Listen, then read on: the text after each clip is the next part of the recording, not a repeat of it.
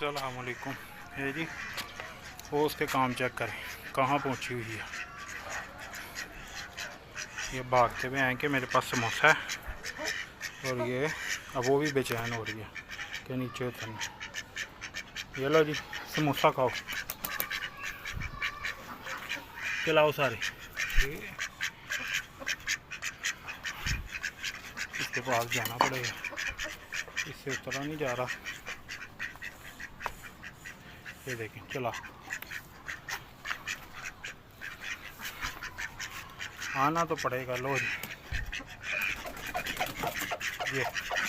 ये बात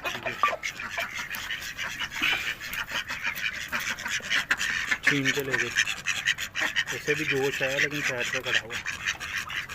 बहुत शौक से खाते हैं इस तरह की चीज़ें। वीडियो अच्छी लगी हो लाइक कर दें, सब्सक्राइब कर दें। जज़ाकल्लाह, अस्सलाम वालेकुम।